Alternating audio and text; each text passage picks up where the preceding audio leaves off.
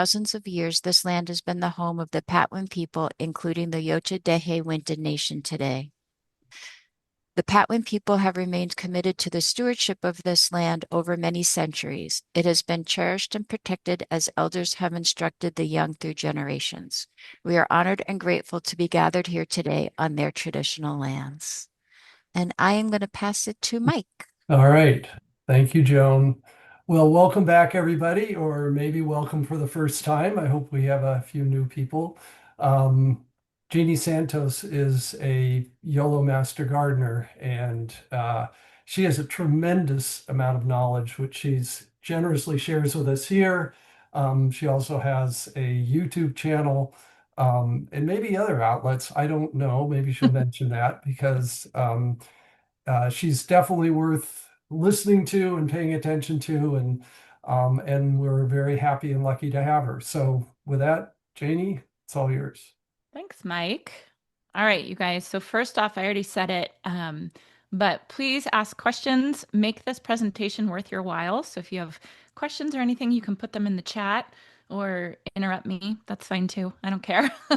I really love it when it becomes kind of like a dialogue and a conversation. But my goal for today's presentation is talking about creating a garden from scratch. And basically, what that means is building a garden foundation that's really going to last you and creating a garden that you're excited about. One of the things that I like to tell people all the time is that there's no wrong way to do this type of stuff, right? I am going to sit here and I'm going to talk to you guys for 45 minutes, an hour, and I'm going to tell you the right way to do things and the wrong way to do things. But just remember that there is no wrong way to do it. It's your garden, it's supposed to bring you joy. And what my goal for today is just to guide all of us to make the decisions that are going to help you succeed in your own garden. Joan, you can still see my thing. Okay, good. Okay, so what we're going to cover today is a couple things. Understanding your site before you plant, understanding what I mean when I say starting a garden from scratch, working with bare soil, new construction, renovation sites, maybe a new house that you moved into, a new garden, or even your own garden that you might have neglected over a couple years and kind of want to start again. We're going to kind of go over that type of stuff today. We're going to get down to the basics, the nitty gritty, like soil evaluation, preparation of your soil, because a good garden always starts with soil, garden layout and functional design. We are going to get a little bit specific for our area here in Yolo and Solano counties. So some plant selection, but really just talking about what to think about when you're planning your garden from scratch and what to think about for selecting plants for your garden. And then a debate or a topic that I don't know, I hate it and love it at the same time: irrigation, watering our garden, long term maintenance, how to take care of our garden in our Mediterranean climate. And then, of course, common mistakes and how to avoid them in planning your garden. And, we've heard this before. Gardens fail most often, even before planting begins. And I can attest to that. I have, I have set a plan. I've thought of things and thought, oh, I'm going to do this. And then planted my plants and then they promptly died. And that's okay. It's all a learning experience. I didn't do anything wrong. I learned what I did wrong. And hopefully by listening to this, you guys can avoid some of the mistakes that I've already made in my own garden. So this picture that you see right here, this is actually my property, my current property. We moved in about 2.5 years ago. We moved in 2023, fall of 2023. So you can see the garden right there. And this, I was actually standing on my roof. And so it was a really good way to take a picture of my garden. And then you can see this is the same spot, and this was it last summer. So it happens quick, right? You can go from basically nothing, and we had a lot of structures we had to work around, and we had poor soil issues that we had to work around. We had the propane tank we had to get out of there, and just by planning and implementing things the right way, you can make a really beautiful garden relatively quickly. So again, what we're going to cover today, we're going to kind of go through um, in in order, starting with the site, talking about the soil, thinking about the plan, thinking about the water, which is very important for us, thinking about the plants, and then of course installation. All right, so part one, understanding the site. And what do I mean by saying from scratch? There are three things that I want you to think about depending on what type of garden, and I can promise you your garden or a garden that you're going to come up against in the future is going to probably fit into one of these three categories. The first category is bare land, and I would consider my site bare land. It had been touched before, but it had sat bare for a very, very long time. So the soil was compacted. It really hadn't been touched at all, other than some mulch put on it and things like that. But I would consider it bare land. So if you move into a new property or you have a new part of your garden that you want to renovate and make into a vegetable garden or a flower garden, a cut flower garden, we're dealing with bare land. Um, so when I talk about bare land, it's probably the most obvious when I say starting from scratch, and it usually has fewer surprises than the other categories. The one that makes me nervous and shake and I feel for you. I have been there in this situation, but it's a new construction, right? So my family and I, we bought a house that was a new construction house. This was a while ago, and you could tell that the property um, had been graded, new soil had come in, it was completely non-native at all, basically, and it was one of the hardest types of soils to garden in. And my neighbor even ended up just putting Time it. wise, I think the kickoff is like 4:45 or something. And my neighbors even sorry, my neighbors even ended up putting in raised beds because they couldn't deal with the new construction soil. So topsoil is often scraped away during grading to make flat land for these new builds. Heavy equipment, like think about all the tractors that are driving on this land and they're compacting down the soil, which is going to make it really hard once you move into this new property to dig a hole and for the roots of these plants to spread out. It's going to make it really difficult to plant in the soil that had been run over, probably when it was raining, probably when it was wet, and just caused really intense compaction. There also in new construction soil can be imported or mixed or even contaminated with construction debris. I know my parents, they moved into a property and they had done some work on that property and they were finding pockets of cement that the construction workers had poured out, thinking it was a perfectly safe place to pour it out, but it was right in her garden bed. So dealing with that type of stuff makes starting a new garden from scratch in a new construction site really, really tough. The third category is renovation or an overgrown garden. And this can be your own garden. This can be a part of your garden that you haven't really looked at in a while, that you haven't really taken care of in a while. And that can technically be from scratch. There may be mature plants and mature trees. There may be irrigation, but maybe the irrigation is busted and you don't realize that it's busted. There may be things growing, but not necessarily thriving, or maybe just something that you don't want anymore. So, a plant surviving in a garden like this doesn't necessarily mean it's a functioning garden. It's a garden that's going to work for you. And in some cases, plants like or gardens like this might even require removing plants that are perfectly healthy. And that's a hard pill for a lot of people to swallow is to take out a perfectly healthy plant because it doesn't fit with your function or it doesn't fit with your aesthetic or it doesn't fit with your climate or your irrigation needs. And so it's another thing to think about when starting your garden from scratch. All right, so getting down to the basics, you move into a house, you new construction, decide to start working on another part of your property. You're working, you got a new allotment or something like that. These are the things that you want to first think about, and that is site assessment. The first thing is, of course, sun. But I want you all to think about seasonal sun, not just sun at one part of the year. Of course, during the summer, the sun goes right up and over us. So you're going to have a lot more sun than maybe in the winter when the sun is lower down in the sky. This picture right here, you can see this is actually a picture of my last garden. And these 9 pictures are pictures I took over a period of 9 hours.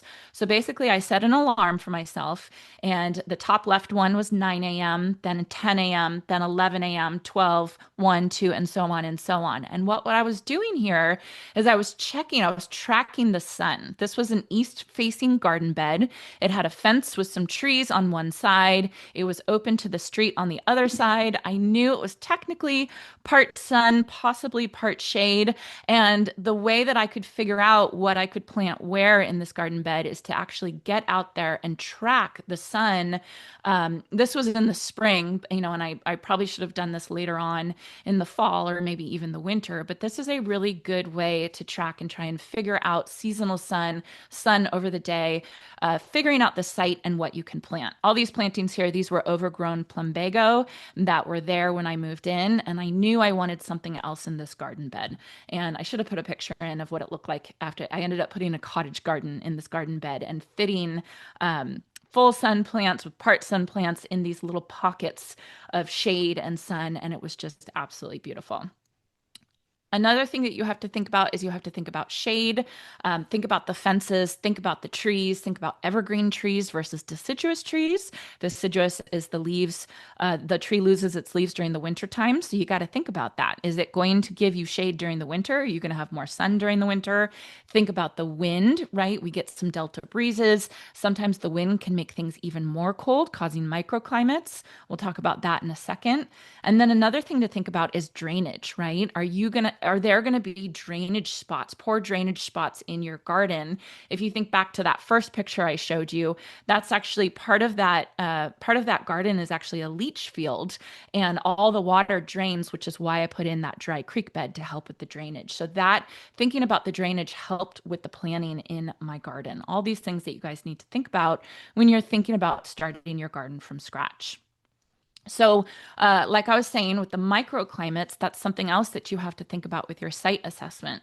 We in America, we like to boil everything down to the USDA zones, and here we're in USDA zone 9B, and that's really, really helpful, but it doesn't always guarantee success. There can be so many different factors. That's why using the sunset zones really helps, because the sunset classification system brings in some of the other factors like wind, like microclimates, um, like other things. So thinking about heat islands, right? Are you planting next to a south-facing wall? Are you planting next to pavement that's going to hold some heat in, and maybe that's going to be a little bit hotter for certain plants? Are there cold pockets? Are there cold pockets that get especially cold and maybe won't be able to tolerate something that's along the border for us, like a bougainvillea or a citrus tree?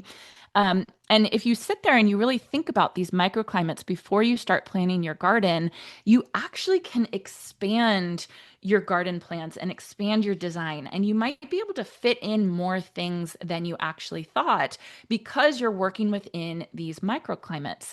And microclimates are even sun and shade, right? The north side of my house, I've created kind of like a secret shade garden because it gets so much shade. I can put plants in there that maybe can't handle the rest of my garden that gets a little bit more sun throughout the year. All right, part 2, soil, the foundation, right? This is a part that I have to admit I don't get super excited about talking about, but I understand how important soil is for the foundation of your garden. There are different types of soil, and you'll hear people talk about this: sandy soil, clay soil, silty, loamy, chalky, peaty. Yolo County, where I live in particular, has lots of what's called a silt loam mixture, but also a ton of clay. And I know Solano County has a ton of clay. Even in my garden, I have different pockets of different types of soil, and being able to recognize those different pockets of soil makes it a lot easier for me to plant. Where I have a lot of clay, I'm not going to plant something like a lavender that needs a lot more drainage, because clay will hold a lot more water. So just understanding what type of soil you have in your garden from scratch, going out there, digging some holes, doing some tests, is really going to help you in the long run and help your garden thrive when you do install it. Another thing that I had to put in here is that native soil versus imported construction soil is a huge difference. I had a neighbor, and for some reason his all of his soil was imported construction soil, and he had a certain type of soil this deep, and then underneath that he hit the native soil, and he had to kind of work around that and know what roots were going to be in the imported soil and what roots were going to be in the native soil. So if you're noticing a lot of issues and you live in a new, relatively new construction zone, even though his house was pretty old, it's something that you might want to think about, and it's something that you might, you might hit a hard pan because of the tractors and stuff like that. So think about that with your soil when you're planning your site from scratch. And soil texture should be what drives your plant and your irrigation choices. Again, knowing where I have clay pockets in my garden is going to guide where, one, how much irrigation I'm going to give to that area, what that hydrozone is going to be like, and then two, what type of plants I'm going to plant in there. There's other areas. I have lots of berms in my garden, which are basically mounds of soil, and berms are known for having pretty good drainage, right? Because it's just soil piled on top of each other. So I'm only going to plant a certain type of plant that doesn't need a lot of water, consistent water in a berm, because there's no way that I'm going to be able to keep that moist, during the summer. More clay means you have to plant more water tolerant plants, more sandy, less clay, less water tolerant plants. And you can amend the soil, but like I think every gardener, long-term gardener will say, it gets to a certain point where you just have to really focus on the right plant for the right place and stop trying to make a spot work for the plant. Maybe, really focus on what the spot is telling you, and then plant according to that. So soil testing is important. There's different types of tests. I'm not Here, going I'm to go gonna over hang up them. on this. I'm not going to go over them today. So the texture test is where you actually just kind of grab a handful of soil and smash it together. If it stays together and it really it feels like clay and it squeezes together, you most likely have clay. If you smash it together and it immediately breaks apart, you probably have more sand, or more silt in your soil. So that's a really good way to do it. Drainage tests, I think, are key for us here. Digging a hole in your garden and then filling that hole up with water and watching to see how long it drains, you will be shocked. There will be some areas where you can dig a hole, fill it up with water, and it'll drain out, within a couple minutes. And then there's other areas where you fill it up with water and I'll come back the next day and the water will still be there. That means you have really poor drainage in that area. So to plant something that needs really good drainage is it's not going to thrive in that spot. Then there's also pH and nutrient testing. This is surprisingly not as important as a lot of people give credit. There could be issues, but for us here, we are very on the neutral side.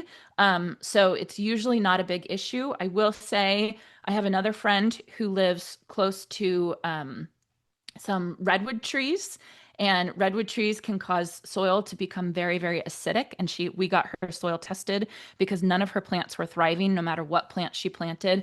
Turns out her soil is incredibly acidic, and so she needs to plant plants that are acid loving, like camellias and hydrangeas and azaleas and things like that. So it's important to get tests, but I would say texture is probably more important than pH and nutrient when you're just starting out, and if you don't have any issues.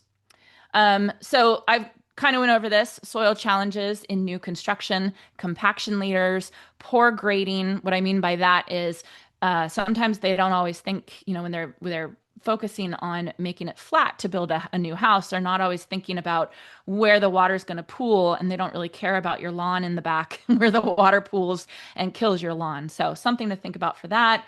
Poor topsoil. Sometimes topsoil is brought in. Sometimes cement can be mixed in, or other debris.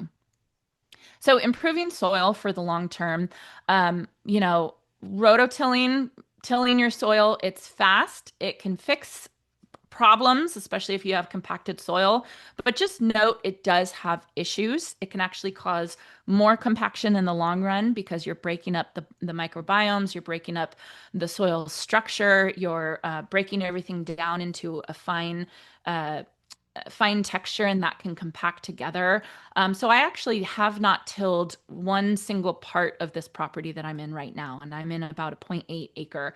I haven't touched it with the rototiller at all, and I found compared to my last garden that I did till a lot, it's actually done a lot better in a lot faster amount of time. What I'm talking about basically is called sheet mulching or the no dig method. And this is a very like trendy method that a lot of people talk about, but I'm actually kind of happy that it's trendy because I think it's great. Basically, what it is you're taking maybe like an overgrown, like that overgrown garden, and you're cutting everything back, putting something like compost or not compost, cardboard down, putting 6 inches of compost and then another couple inches of organic wood chips. And what you're doing is you're allowing that organic matter to work into the soil over time while still maintaining the soil structure. I say be patient because it's not as quick as rototilling, right? That's going to take you maybe an afternoon, but it works relatively fast. My soil looks fabulous here now. I have put so much compost because compost really cures all. If you have too much clay soil, the answer for that is compost. If you have too much sandy soil, the answer is compost. If you have poor drainage, compost. If you have bad nutrient, not enough nutrients, compost. Like literally, compost cures all. Compost is a fantastic thing to add to your garden.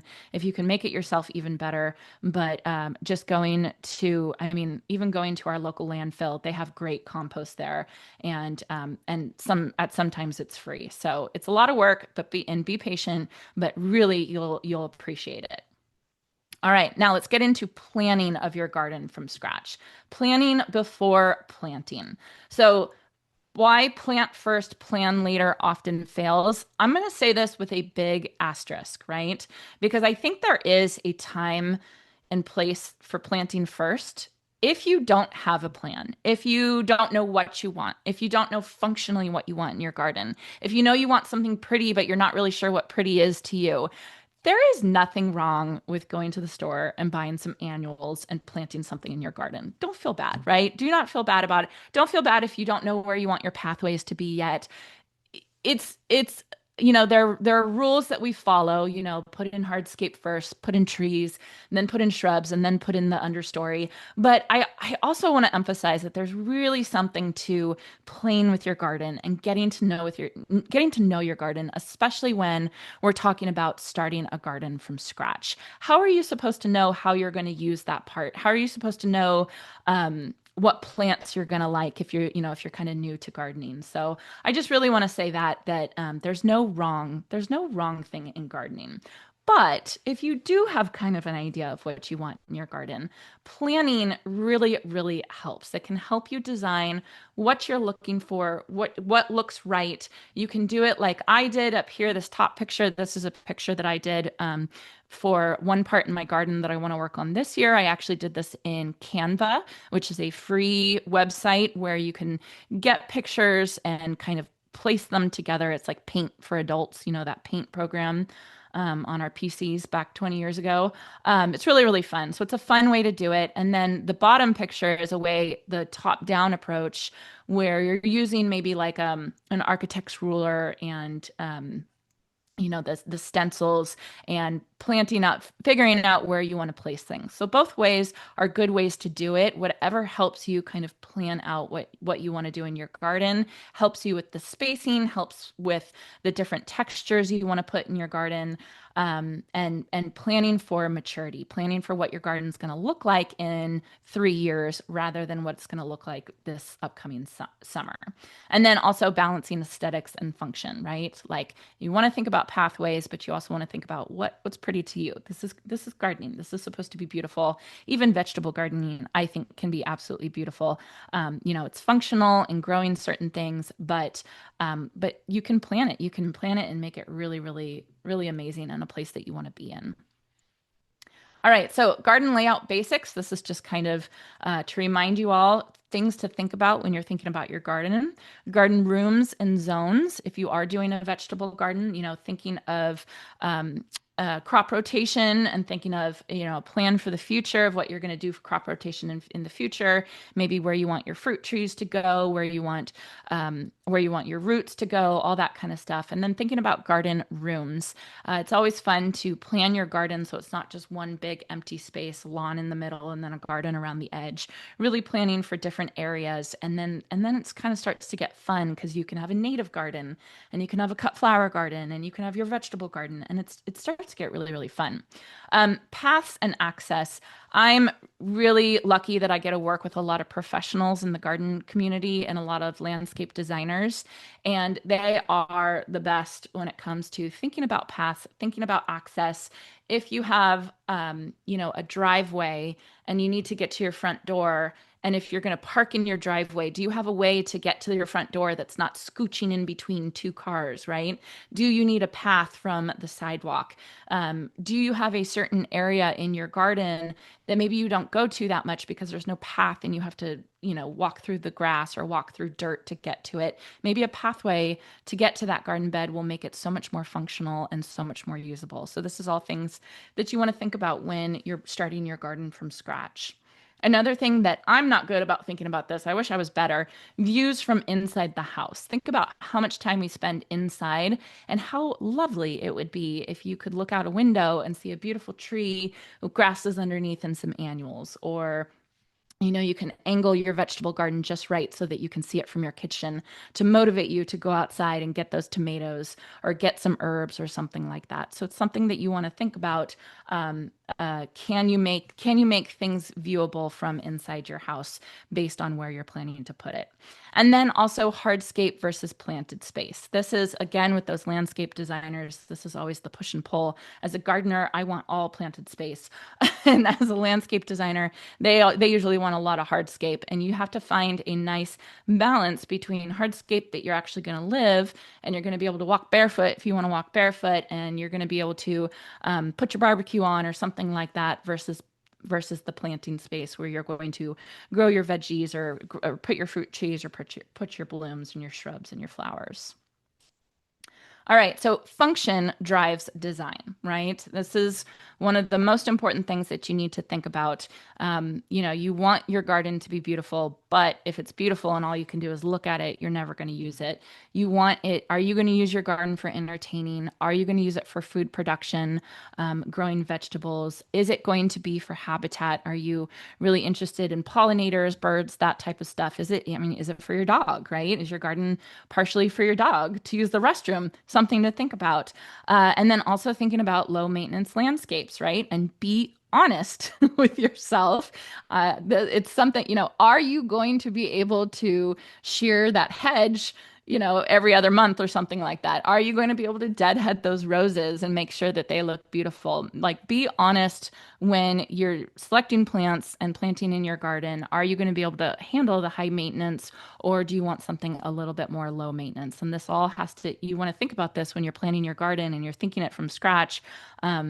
I helped a friend plant a garden, and I ended up planting. She wanted blooms everywhere. She wanted flowers everywhere. So I planted up a whole bunch of pots, and she decided not to hook those pots up to drip, because she didn't want her kids tripping on the drippers, the tubing, and then she left, she leaves for her vacations, and all those plants died, within a month after I left. And that was my fault. I should have warned her and said all that kind of stuff. And I didn't plant up her garden based on her lifestyle. I should have put succulents or something in those pots that she didn't want to put drip to.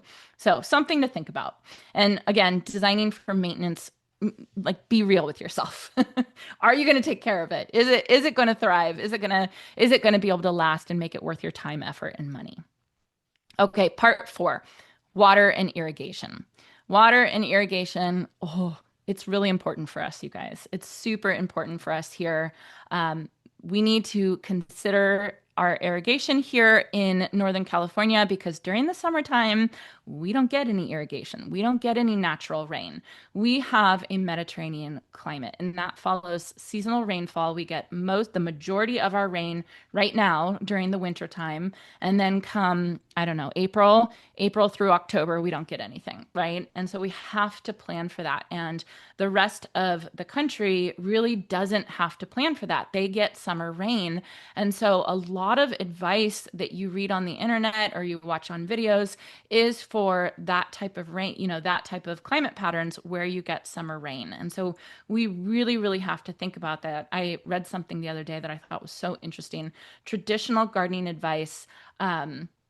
Spring is the start, summer is the peak, and fall is the decline. That's, what a lot of people think about. But for us, for the Mediterranean climate, which is only 2 to 3% of the world, and we're really borderline Mediterranean, but we still are, some things you have to think about. Fall is the start for us because that's when our rainy season starts. And that's when, if you want to plant natives, if you want to plant plants and get them rooted in really well, fall is when we want to start thinking about planting. Spring is our peak because we're not too hot yet. And summer is when we're just trying to get everything to survive because that's when we are completely relying on drip irrigation and making sure that it can handle the heat. We get up to 110, 117, right? Making sure these plants can handle the heat. And a lot of plants that are in our zone 9B cannot handle our heat. So it's something to think about. Irrigation where we live doesn't replace rainfall. Irrigation replaces rainfall, excuse me. It doesn't supplement it like in other areas of the country, other areas of the world. This is it. Irrigation is it for us, which is why hydrozones are so, so important. I'll go over that in a second. Another thing to think about, overwatering in the summer is really common and really harmful for us because we get so dry and so hot in the summer that I will do this. I will just throw as much water as I possibly can. Bougainvillea, I've killed so many bougainvillea because I'm like, oh, it needs more water, right? Well, maybe that's a plant, or not maybe, that is a plant that likes good drainage, likes to be thirsty a little bit. And so these are things that you have to think about in the Mediterranean climate that think of bougainvillea growing on like a Bahama island or something like that. They get water throughout the season and they're going to thrive. It's going to be a little bit different for us, even though it completely works in our zone. And then the other thing I want you all to think about when you're planning your garden from scratch, starting your garden from scratch, is drought, right? Thinking about drought because it's coming, right? We're going to have another drought for sure. And thinking about water restrictions and thinking about what's going to happen to your garden if we do go into a drought? Is it going to be able to survive? Is it going to be able to handle it? Have you implemented things to help with drought and that type of stuff? And I'll go over that in a second as well. All right, so planning irrigation from the start is key. This picture is funny. I got it off Canva. It looks like weeds to me. I'm sure it's a vegetable or something like that, but it looks like weeds. So we're watering weeds here. No, so irrigation is super important. When you plan your garden, the first thing you need to think about is your irrigation. Because again, our irrigation replaces rainfall during the summer. We have to rely on irrigation. And if you're going to plant something that needs summer water, which is a lot, right? A lot of things, unless they go dormant during the summer, we're going to have to think about drip irrigation. So when you're starting your garden from scratch, think about your drip irrigation. Do you have drip irrigation? Do you have sprinklers? Do you have a way to water your garden that's not you going out with a hose? There are some amazing people that go out and water their garden every day, and I'm so impressed with those people. I think I would not be able to do that. My garden would suffer. So I am a drip irrigation person, right? Type of gardener. Hydrozoning. Hydrozoning is a super important concept for us here in Northern California. Hydrozoning is when you group water-loving plants together. There is a classification system called WUCOLS, WUCOLS. You'll see it at garden centers. They'll say low, they'll say medium, or they'll say high WUCOLS. And basically what that means is this is how much water a plant needs to thrive and to survive. So imagine you have a drip irrigation and you set your drip irrigation to go off 3 times a week. But on that same line, you plant a hydrangea that loves water, needs water. I mean, think about hydra, right? It wants as much water as possible. And then you plant something like a lavender on that same drip irrigation line. How are you going to be able to water something like a lavender that doesn't want all that water and a hydrangea that does want all that water? How are you going to be able to water that and keep both of those plants happy? The answer is you're not, right? So that's why planting in hydrozones is so great. It's something else to think about when you're planting your garden from scratch, is taking all those high water usage plants and putting them together in a zone for your drip irrigation or your sprinklers, and knowing that that zone is going to go off longer or more often than another zone where it has your drought tolerant plants or your low water usage plants or your low WUCOLS plants that aren't going to need as much irrigation. And that's going to keep your garden a lot happier, and it's going to save you a lot of stress and a lot of headache in your garden if you plan this type of thing out. And so planning irrigation before planting is really, really key. It's really going to help you. It's a very hard thing to do. Don't get frustrated. You're going to mess up. Uh, but it's something that can really definitely help. So if you guys know me, you know I talk about mulch all the time. I think mulch is so important. I think it is so key. It's so important for us here, again, because mulch helps with watering. So it's a water management tool, and it can help keep the water in your soil, prevent it from evaporating too quickly. It can keep your soil temperatures down during the summer so it doesn't need as much water.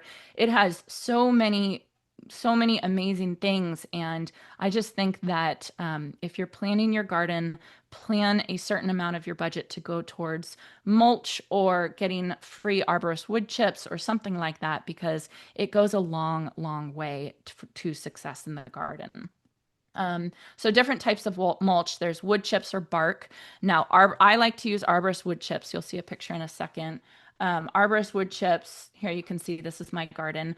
These are all free arborist wood chips, right? They were free. They're not as beautiful as the fancy wood chips or fancy bark that you get at a landscape supply or like a big box store, but they do the same thing, and they actually mimic the natural soil floor. They're different textures and different sizes, so they're actually going to feed the soil, which is really important. So that's a way to do it relatively free at our local landfill. You can get screened mulch, screened wood chips that I think is just fantastic. So you can get it at a relatively cheap price. It's just, takes a lot of work to go get it and bring it to you.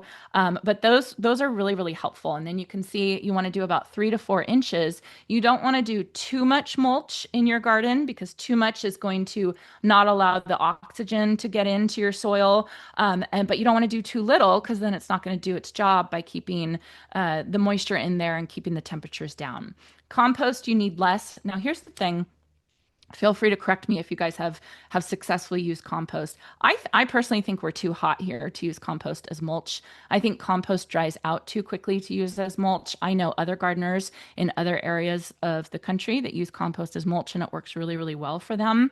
I've never been able to keep the moisture in my compost. My compost always dries out. So something to think about. Straw, not hay, is a really good use, especially in vegetable gardens and things like that. And then even something like leaf litter. I mean, that's like the leaves that you scrape up this time of year. Save those, and then you can put those and use that as mulch. That works, and that breaks down really, really quickly.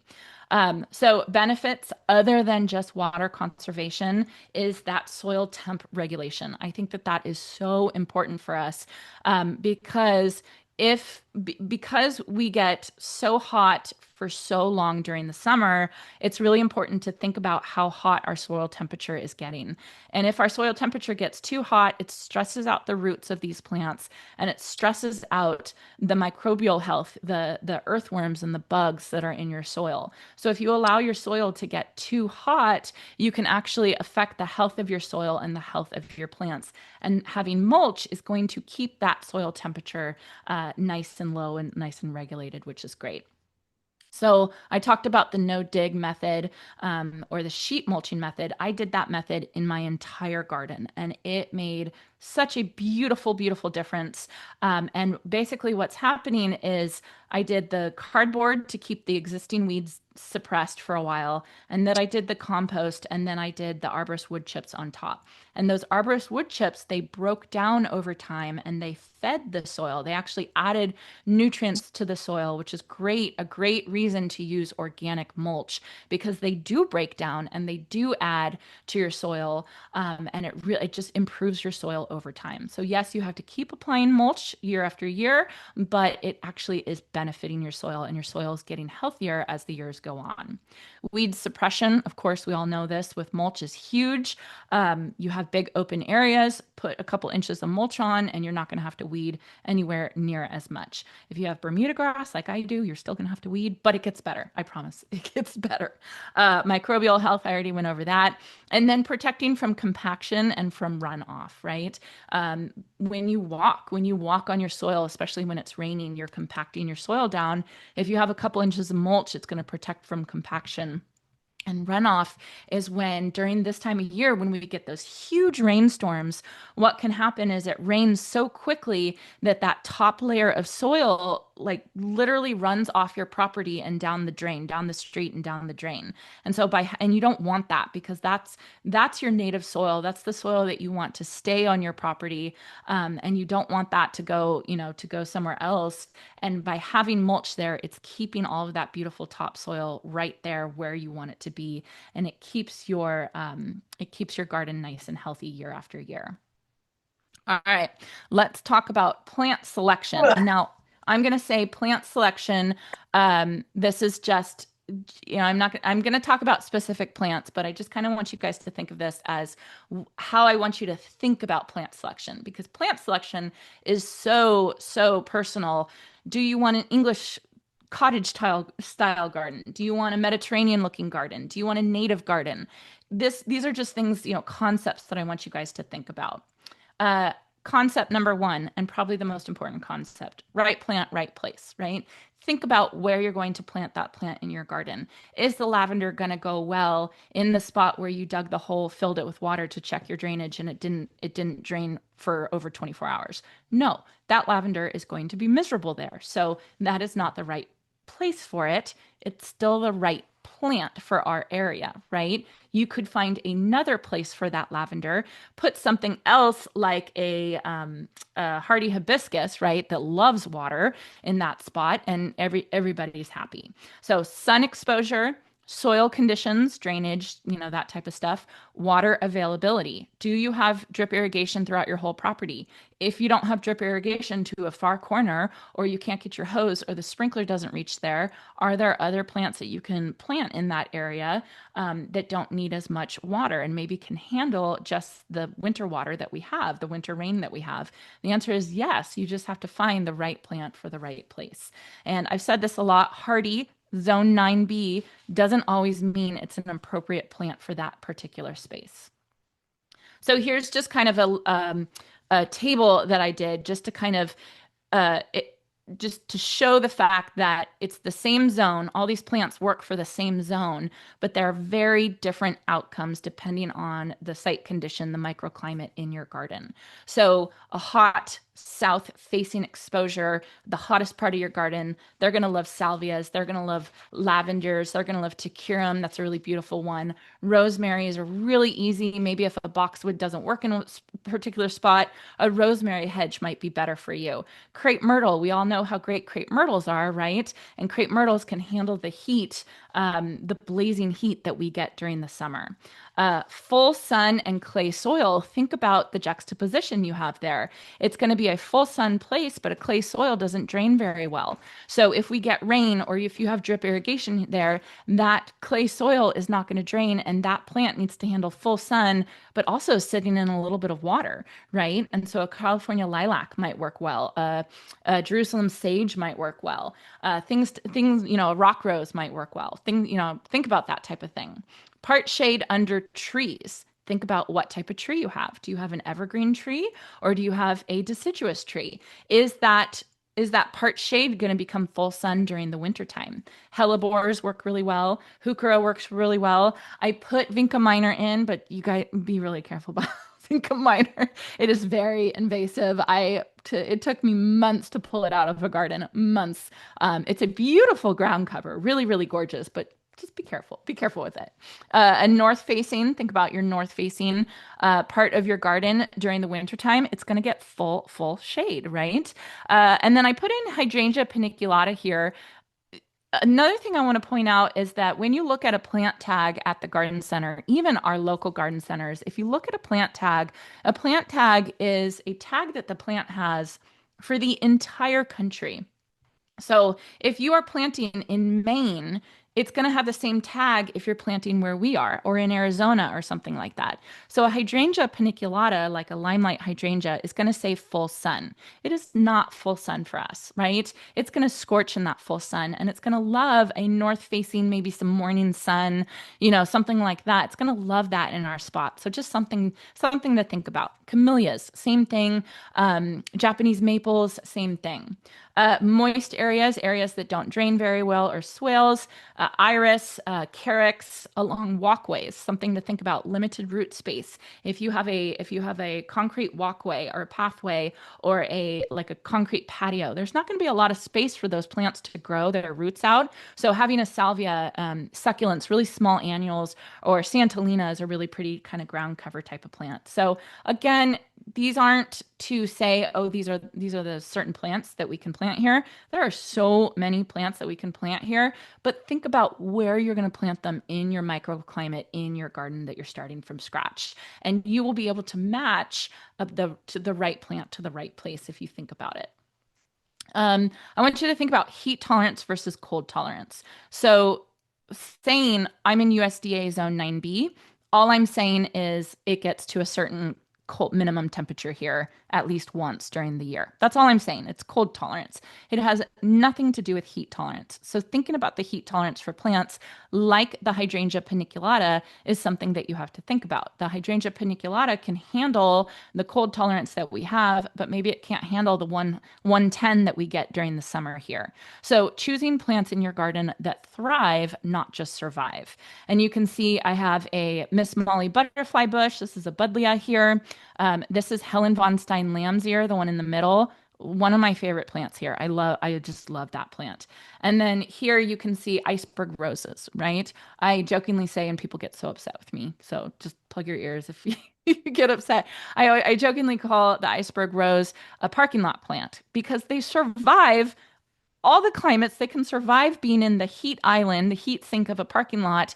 They don't need a lot of attention and they're beautiful. They're absolutely gorgeous plants. So they're a fabulous parking lot plant that I love, and I love having it in my garden.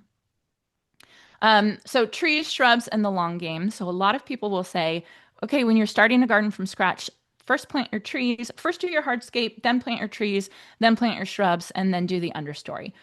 Yes, I think that is definitely helpful. Again, if you're not stuck on something, don't feel bad that you're planting an annual first, right? An annual is going to only last one season, and it might give you an idea of, oh no, I keep walking over that annual, so maybe I should put a pathway there. But the what most people think of is putting your trees first and then working around your trees, putting your shrubs. This middle picture are shrubs that I actually just planted in my garden.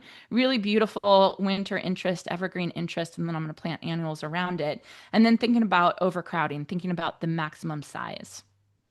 Part 6, installation and timing. When to start planting. This is for us here. Fall. Fall is a great time to plant. Winter is a great opportunity. This is a picture of me planting 2 days ago, some podocarpus 2 days ago. It's cool right now. A lot of the plants are dormant right now. We don't get freezes here, really.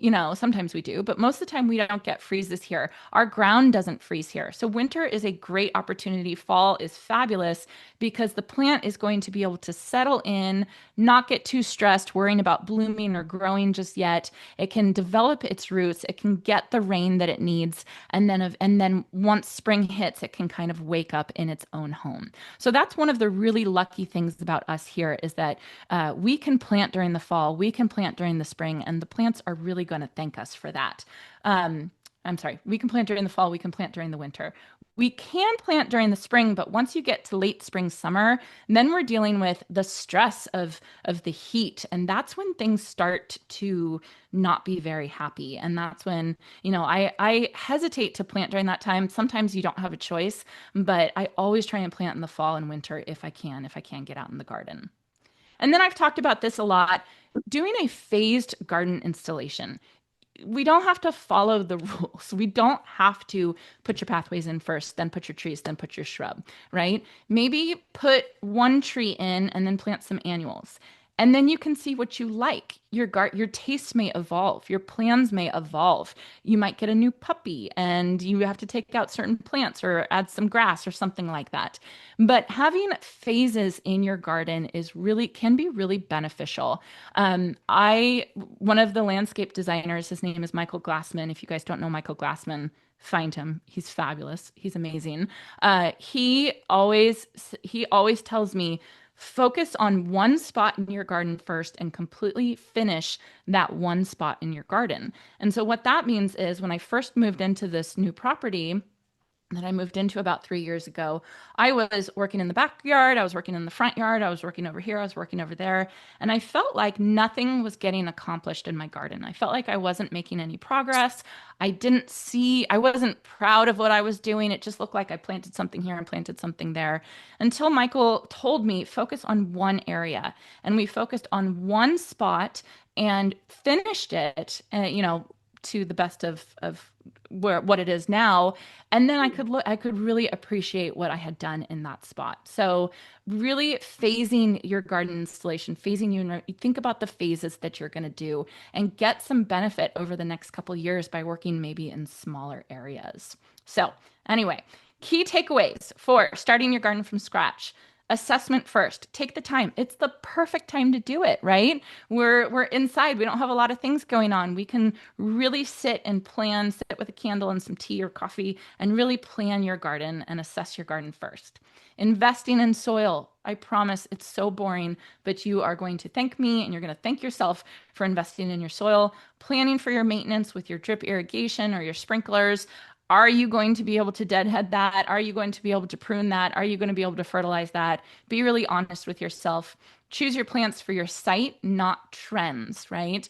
It's so easy to go on Pinterest or to go online and see a plant or see a garden and say, "Oh, I want that." Well, there's a good chance that garden could be, based out of England, and that's not going to work for us. So really think about your site and what's going to work and think long term. Is this plant going to last long term or is it only going to last during the spring? If that's all you want, if that's fine for you, then that is completely fine. But really think about it. If you're going to put time and energy and effort into it, is this plant going to last for the long run? All right, you guys. Questions? Okay. Questions are, will you be covering pest control also? And I'm going to let Mike answer this because I think that's coming up in an upcoming workshop. Yeah. Um, yeah, I don't think we have pest control scheduled, but we usually do. We don't have all the slots filled, so a tentative yes. There's an Uh, IPM class coming up, right? Isn't there? At the in, Bauer Garden. oh, maybe there. There's an In, IPM class, yeah. Next Which is question. Oh, sorry. Go ahead. IPM is integrated pest management. So it's pest and the management. Bauer Garden is in Woodland. Look on the Master Gardener website, and Hmm. there'll be a list of all presentations that are upcoming. And so maybe you can catch it there. Hmm. Good point, Janie. The next is a comment. Been there with new construction. Janie is right. Yeah, oh, I've been there. Oh my Okay. goodness. It's hard. I feel for all of you who have new construction.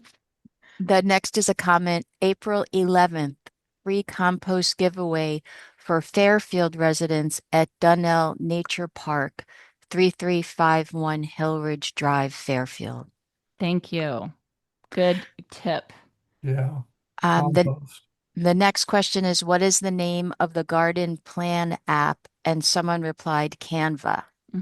Yeah, it's not technically a garden plan app. It's a paint for adults app, basically, and I just use it as a garden planner, a standing, looking straight on garden planner. Next question is, can you share your slides?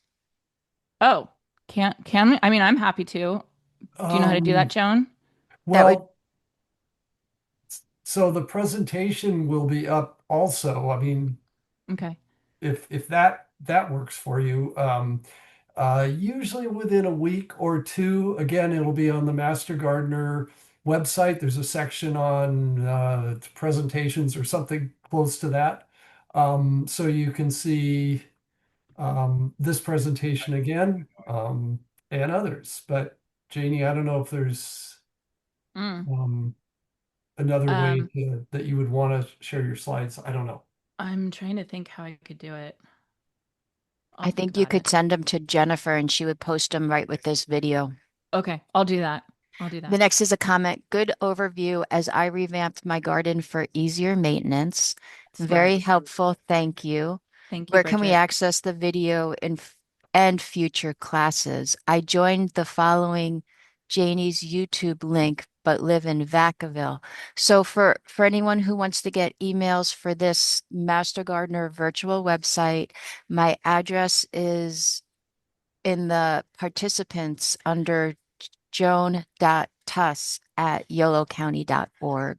And I'll put that in the chat too. What to do with water that has chlorine smell? Should I not be watering plants with it? This is Reading. So some cities will add chlorine to the water. It depends on the plant. If you're doing a like house plants can be really sensitive to chlorine, and so all you have to do is fill up a watering can and let it sit out overnight, and then that's going to dissipate the chlorine.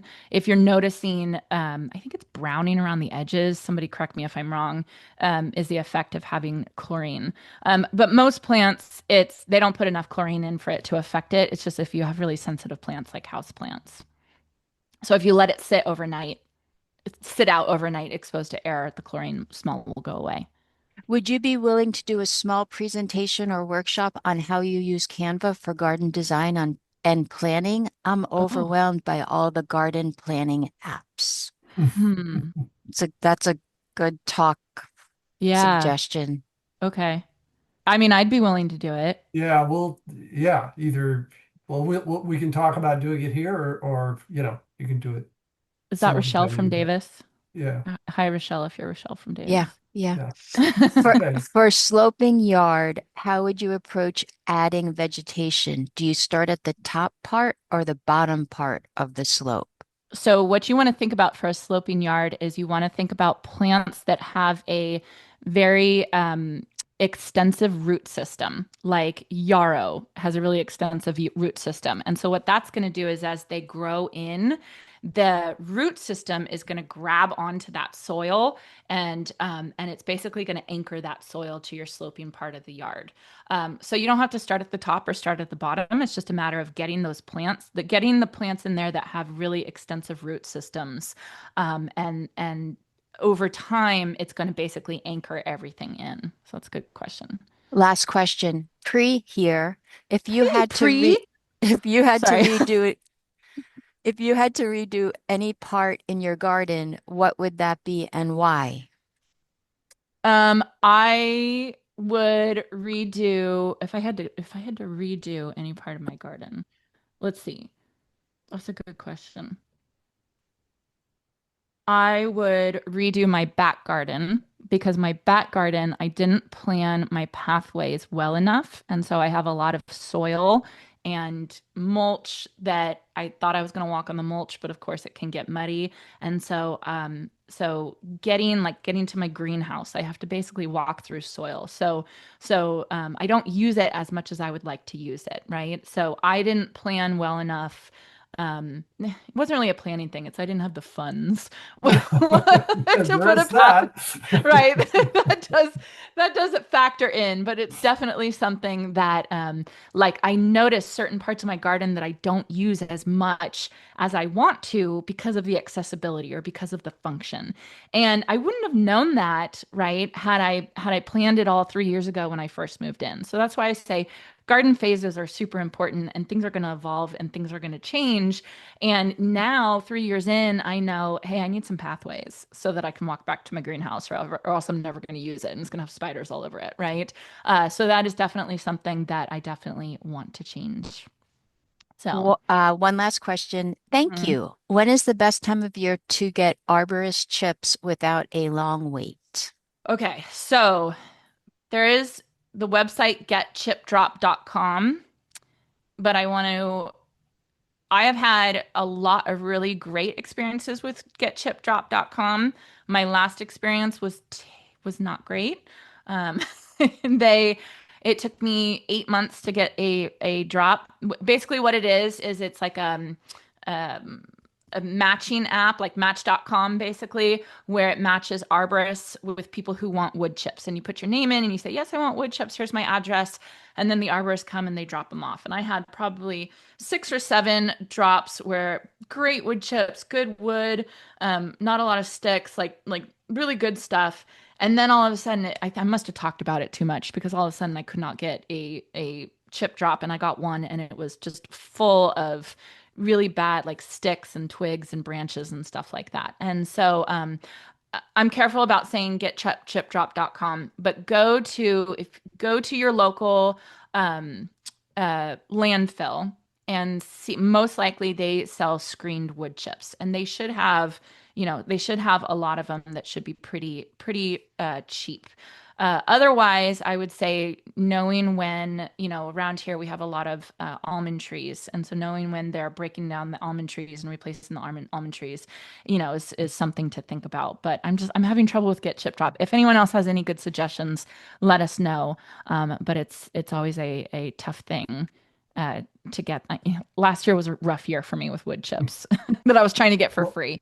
I think I have to pay for I them. mean, yeah, if you have a relationship with an arborist, sometimes you can just get them to come. I mean, one of the difficult things of the chip drop, yeah, Yeah, that yeah, website is you don't really know how many wood chips you're going to get. And if you've got a yard the size of Janie's, that's one thing.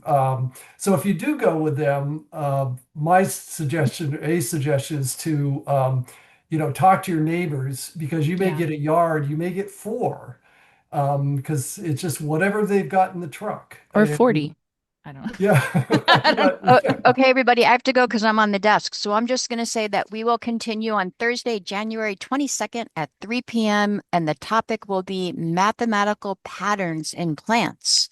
What? yeah, a little Join this different, meet. but it'll Mhm. be it looks like a fascinating topic. Yeah. Is that So you, Mike? No, that's not you. No, it's with speaker Christopher Golay, professor of mathematical sciences at Smith College and author of Do Plants Know Math? Oh my Join this okay. goodness. meeting and learn that plants really do use mathematical patterns to optimize growth, capture sunlight, and create beautifully balanced structures like spirals and fractures. And I have to go, everybody, All but Okay, right. bye, okay, Joan. Thanks, Thanks. bye. Joan. Yep. That's Bye-bye. Please join amazing. this talk. Thanks for coming. Thank you. Is that you? Is that you presenting? No, No. it's much better professor than me. It's Oh, awesome that team. that is amazing. I will definitely be there. I'm enthusiastic though. I love the book. I have this book with me here. Oh, that's cool. Very Yeah. cool. Cheers. All right. Thanks for coming, everybody. All right. Thank you guys so Yep. much. I'm reading the rest of the comments. Oh, I guess we're not going to cut off. Yeah, if you want to. Yeah, yeah. Cree, thank you. Cree says, thank you for this amazing presentation. Appreciate you. Great overview. Deborah says, great overview. Reminds me what my priorities need to be as I redesign the garden at our new home. Oh, that's Oh, exciting. good. I also appreciated your right plant, right place plant list. Oh, good. I'm glad. That was not an extensive list. That was a list that, like, off the top of my head type of list, but it's a good starting point. Rochelle says, thank you, Janie. Great presentation as always. Thanks, Rochelle. Jan says, thank you, Janie, and also Mike and Joan. Yes, thank you, Mike and Joan. L. Gibson says, thank you so much. Great presentation. Thank you, Stacy. Thanks. Bye. Okay, that's it. Cool. Okay. Thank you guys so Yeah. much. Really Thank Thanks for you. appreciate coming. it. Great job, Janie, and very, Yeah. very timely. This is a good time to be doing some garden planning. So, Yeah, yeah, it's a fun time to do it. Cool. yeah, All yeah. right. Thanks, All everyone. right. Happy gardening, Bye. Bye. everybody. Bye.